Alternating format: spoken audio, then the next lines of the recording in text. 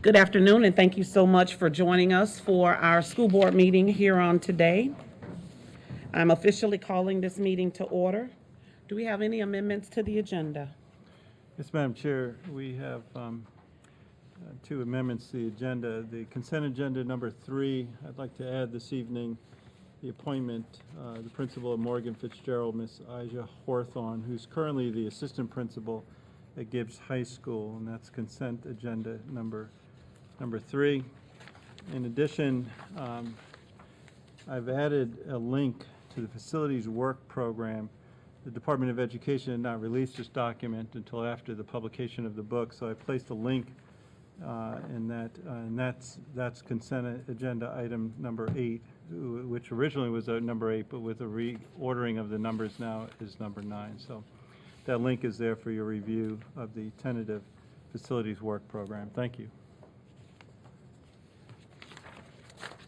Regarding amendments to today's agenda, I find good cause to amend the agenda as follows. First, a new consent agenda item number 3 was added to appoint the principal of Morgan Fitzgerald Middle School. Second, an attachment has been added to former consent agenda item number 8, which is now item number 9. And third, all pre-existing agenda items are renumbered accordingly. Do we have a motion for the adoption of the agenda? Move approval as amended. Second. All those in favor signify by saying aye. Aye. Are there any opposed? Motion carries. Thank you all so very much. We have our invocation today by Pastor Bob Scott from Peace Memorial Presbyterian Church. That will be followed by the Pledge of Allegiance, the national anthem, and an additional song that will be sung by our very own students from Lakewood High School. So if everyone could please stand.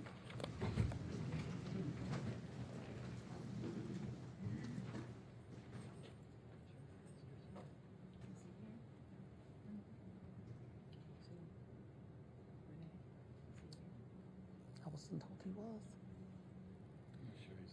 If we could have Miss Pat Wright, if you're in the building, if you could come up and give us words of comfort, please. She's not here. She's not here either. Would you be opposed if I did it from the dais? Bow your heads with me, please. We thank you for a most marvelous day, but more importantly, we thank you for life, health, and strength. We thank you for all the teachers, the students, and staff within the Pinellas County school system. We thank you for all that are gathered here on today, having education as the forefront of all that we think and do. We thank you for the community and its support of our schools throughout the district. We thank you for all of the legislation that's moved forward to support education and our students. We thank you for life, for health, and for strength. Most importantly, we just thank you for being you. We thank you for those who are on their way. We ask that safe traveling grace and mercy accompany them so that they are cared for while they make that journey. We also want to give a special thanks for our students because we know that they work extremely hard and all that they're doing is so that they can truly be our future. Last but certainly not least, we thank you for the administration and we thank you for all of the school board members that are present. We thank them for all that they do because we know that their decisions oftentimes are hard to make, but they make them with the best interests of the student, their families, and the entire district at heart and in their minds. These and all other blessings we ask that you guide over this meeting, allow it to serve for your purpose so that all things run according to decency and in order. Let all those with hearts that are full say amen. Allegiance to the flag of the United States of America and to the republic for which it stands, one nation, under God, indivisible, with liberty and justice for all.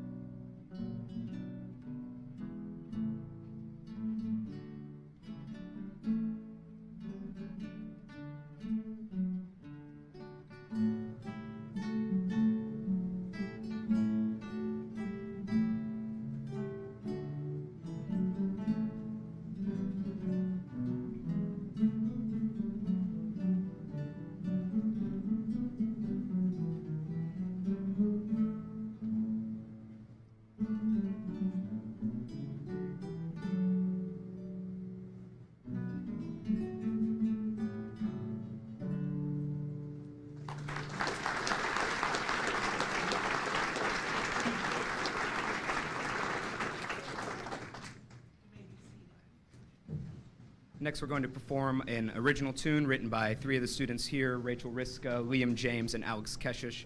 In our class, we do a lot of variety of genres of music and popular tunes, classical tunes, all kinds of different things. And part of our school year every year is writing our own compositions. So this is an original called Smooth Sailing.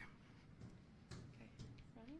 1, 2, 1, 2, 3, 4.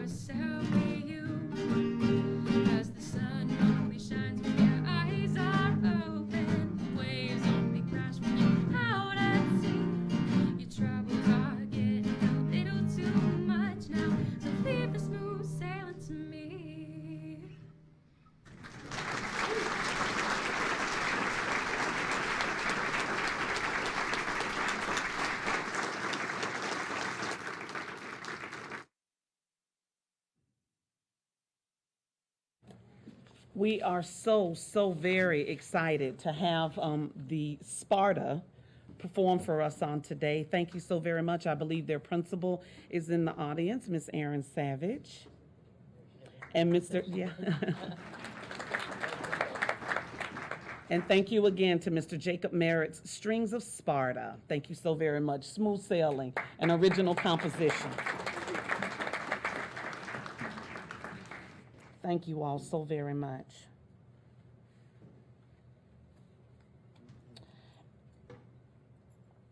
We now have a video that is extremely special to me and probably to a number of other persons. We want to celebrate an outstanding Lakewood High School graduate who overcame adversity to make his dreams come true in the NFL. So we want to go ahead and watch this fantastic surprise.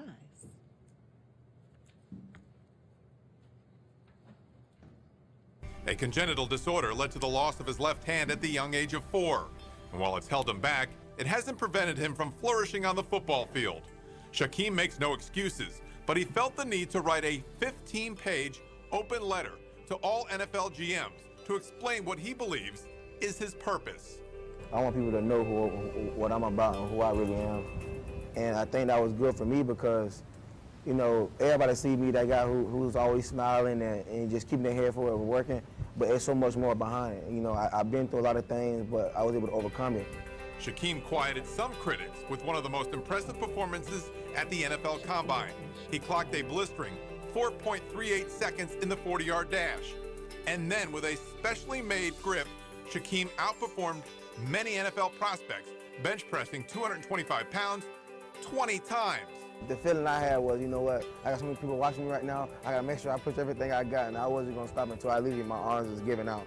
Throughout his entire life, Shaquem has had to deal with detractors, people saying that he couldn't do this, he couldn't do that.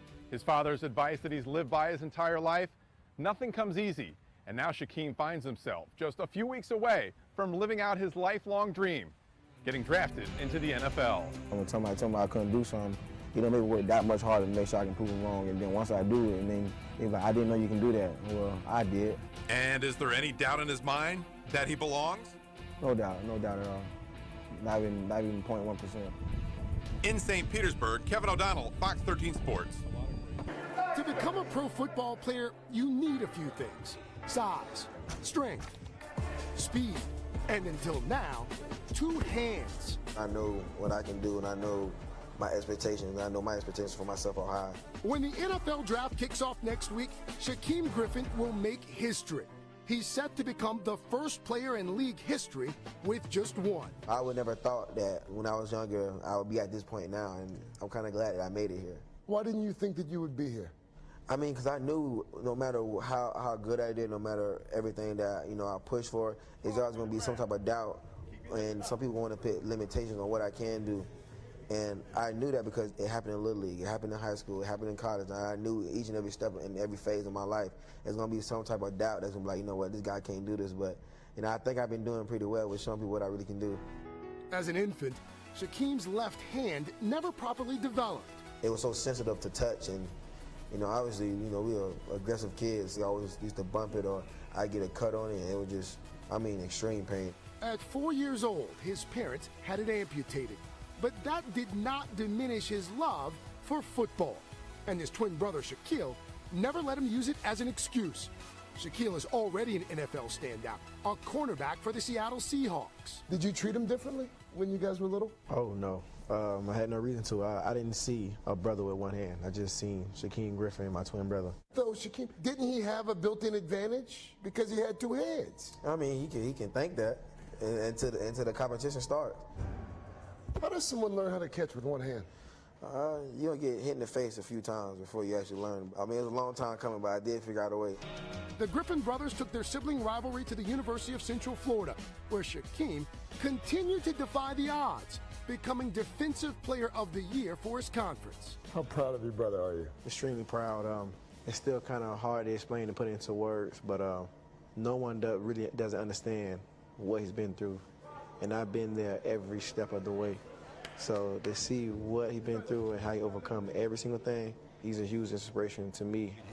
This performance inspired many. Go to work, lock out. At the NFL Combine and audition for the pros, he ran the fastest sprint of any linebacker in history. Your 40 time was the fastest of a linebacker since Combine being recorded. Just want to make sure you knew. Yeah, it's pretty fast. Did you know going in that you were capable of that? Oh, I knew it. He didn't believe it, but I knew it. I knew I was going to run 4.3. I told him. He's like, yeah, he kind of bigger, so you're going to run a 4.4. That's how you sound. You're kind of 4.4. Yeah, you're a 4.4 guy. You're kind of big. Do you think growing up without your left hand made you a better football player than you would have been? Yeah, it's kind of funny. My brother said that before, too. It was like, I don't know. If you would have had 2 hands, I think you would have been lazy. You consider a disability a handicap? Never. I don't like hearing words like that. Because if you got a disability or a handicap, that means you're limited to certain things. And I don't feel like I'm limited to nothing. I can do anything anybody else can do. You getting sick of people talking about the one-handed football player? Yeah, it gets tiring. And that's what I'm here for, because I'm going to put all that to rest. I mean, I'm not going to stop until I do. I mean, one day I'm going to be called Shaquem Griffin, the football player, not Shaquem Griffin, the one-hand wonder. I don't need that name. Just call me Shaquem Griffin, the football player. I'm good with that.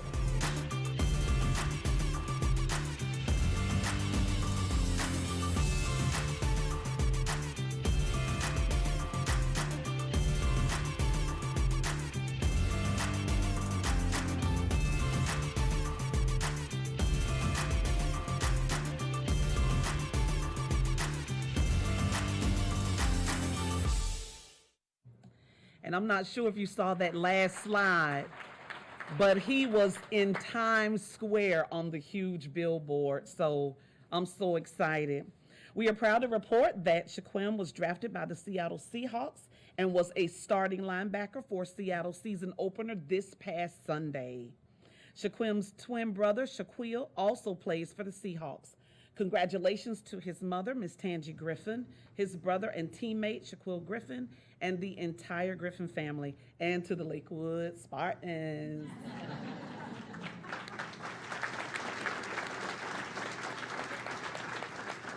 And thank you to my colleagues and Dr. Grego and staff for allowing me to ask for that to be shown, because it's such an inspiration to students who have what we may say is a disability, but for them, it's just another part of their everyday. Our resolve, we still stand together as proud Americans.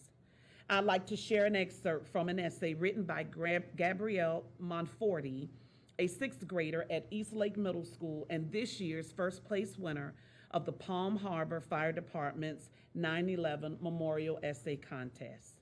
Quote, on a day that was intended to harm and hurt the United States, people joined together. Firefighters and police officers ran to help save lives, and even strangers helped each other. It brought our nation together in a way that's never happened before.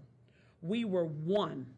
American flags were waved at every home, and we promised we would never forget. It left a legacy of hope. I will never forget the innocent people or the heroes that died that day, and its impact and legacy will live on with me. End quotes. Gabrielle Monforti.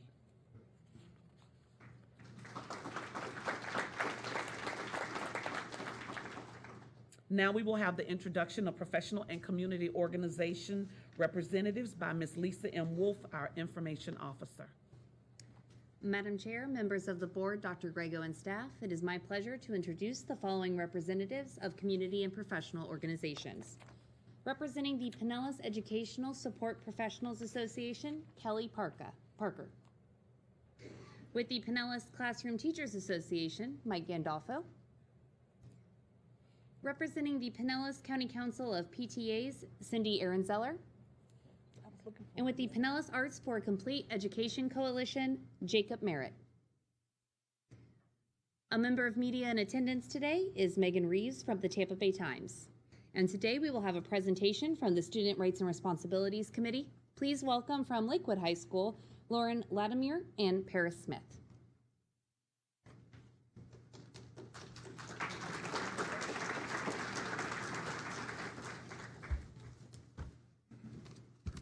Good afternoon. My name is Lauren Latimer, and I am a senior in the Center for Advanced Technologies at Lakewood High School. I've been attending Lakewood since my freshman year, and I feel as if over these past 4 years, like our school does everything it can academically to make sure that we're prepared for college, which will include us. Like today we had people from FAU, we had representatives for a question and answer series. Tomorrow we're gonna have Jacksonville State there. We also get help every day. You can stay after school from 2:15 to 3:15, get tutoring, or you can get ACT, SAT prep. With that being included, like our teachers give up their whole lunch period sometimes for us, or like after school, you can literally stay from 1:50 to like 4 to understand a topic. So I feel as if like our school is like making an impact on us to making those kids who might not at first wanted to go to college change their idea and their mindset to like, oh, now I want to go to college because these people have given faith in me. My teachers have faith in me, even when I lost faith myself and I didn't know what I wanted to do. We also are big on community service. Our school now, I have been helping with the Health Squad, which is partnered with Feeding Tampa Bay, as well as Johns Hopkins All Children's Hospital. We're spearheading a pantry on campus, which will be including food, school supplies, as well as clothing, which makes us the first first school in Pinellas County to have a pantry like this, including all those various things. We're getting weekly, every Friday, we'll give out bags full of food. This week, I want to say, we put in 20 cans of milk, cereal, like different snacks, all these different breakfast items for the families to go home with. So over the weekend, like, they wouldn't feel as if they wouldn't be able to eat, because we feel as if we're able to have food, everyone in our community, our school family and our school community can have food, which will include the teachers and all the other people there. We're also big on, like, because I'm a cheerleader, sometimes we'll go out to the Little League, help them cheer. We'll do different things like tutoring and all this other stuff for people in the community. So we know that the generations coming behind us will be able to get the opportunity that the school has been pouring, like filling us with as well. Good evening. My name is Paris Smith. I am a senior at Lakewood High School as well in the Center of Advanced Technologies program. And this evening I'd like to go over the student life and the clubs and activities that we have at Lakewood High School. Beginning with student life, I feel that Lakewood has a way of bringing together students that I don't think many other schools have. And a good example of this would be peer-to-peer mentoring.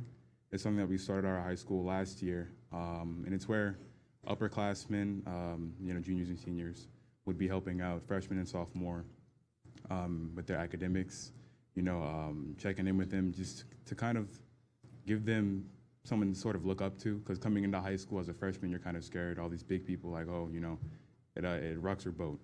And so I feel like having that person to talk to and to guide you is something that I can say that really impacts your student life at Lakewood.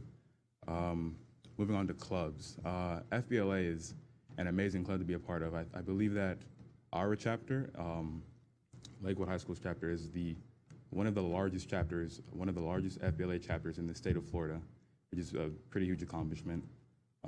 Clubs such as Key Club, it's a student-led organization. We have lots of volunteering and community service projects around the whole entire St. Petersburg and Pinellas County area. Spanish Honor Society is where you get involved in Hispanic culture and things of that nature, and as well going to Conferencia, which is I consider it a statewide competition where you go and have competitions. You have plays, speeches, and things of that nature, and just try and see who can be the most proficient in that language. And you can receive scholarships and trophies and just be rewarded for it, what you've accomplished there. That is all I have. Thank you.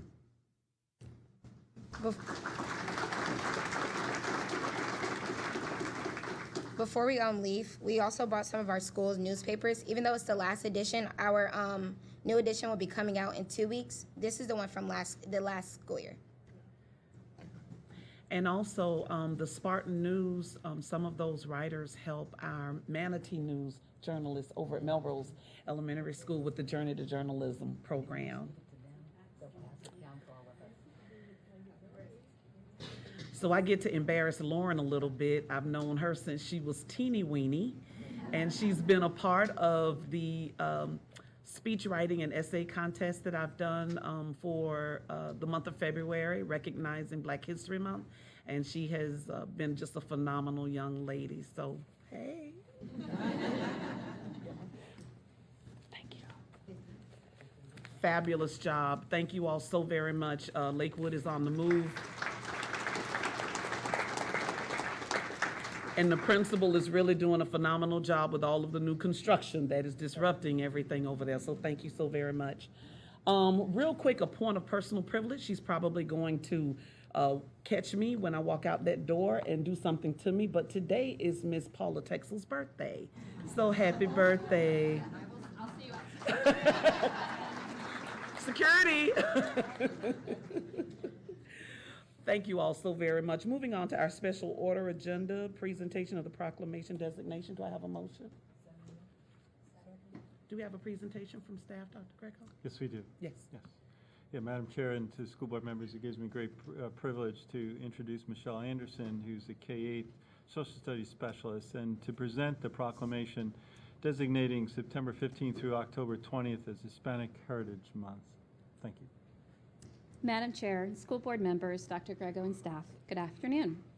Each year, Americans observe National Hispanic Heritage Month from September 15th to October 15th by celebrating the histories, cultures, and contributions of American citizens whose ancestors came from Spain, Mexico, the Caribbean, and Central and South America. The observation started in 1968 as Hispanic Heritage Week under President Lyndon Johnson and was expanded by President Ronald Reagan in 1988 to cover a 30-day period starting on September 15th and ending on October 15th. It was enacted into law on August 17th, 1988, on the approval of Public Law 100-402. President George H.W. Bush issued the first proclamation for National Hispanic Heritage Month on September 14th, 1989.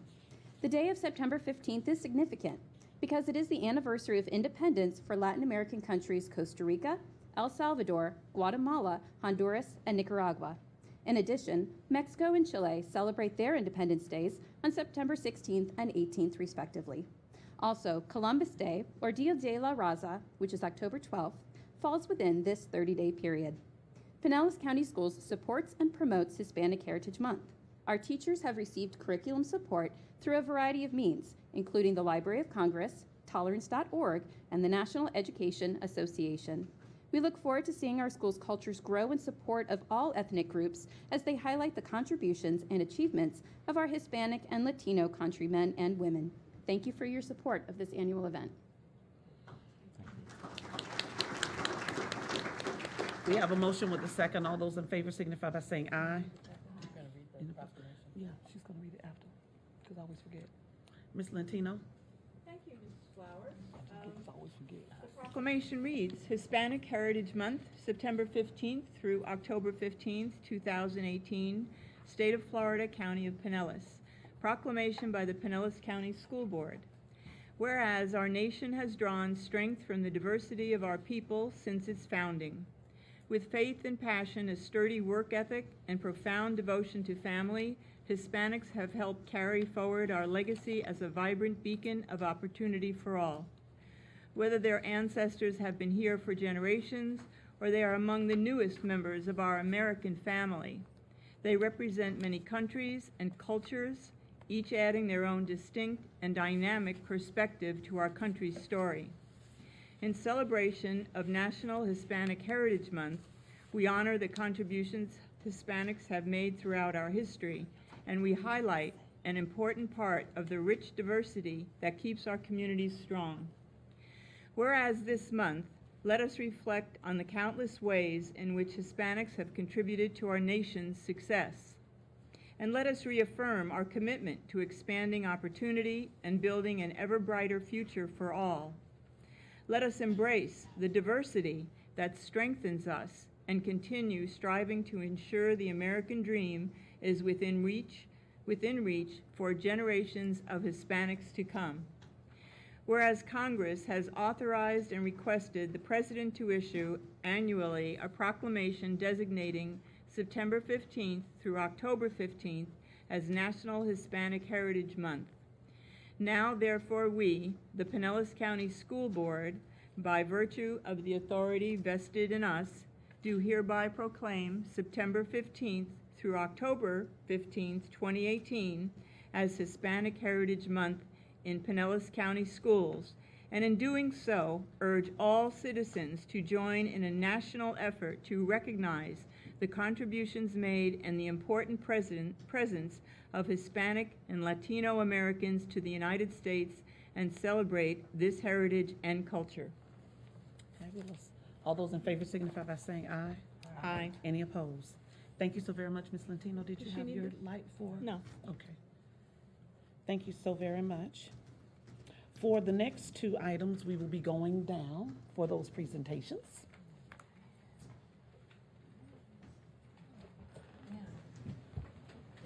Board members and visitors, I'm not going to go down tonight because I have a cold and I don't want to sneeze all over everybody. But I will congratulate you all from up here. Do you want to run this, or you want me to? Yeah.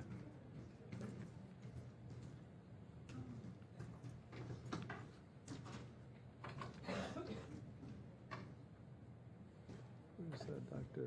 Valerie Brem?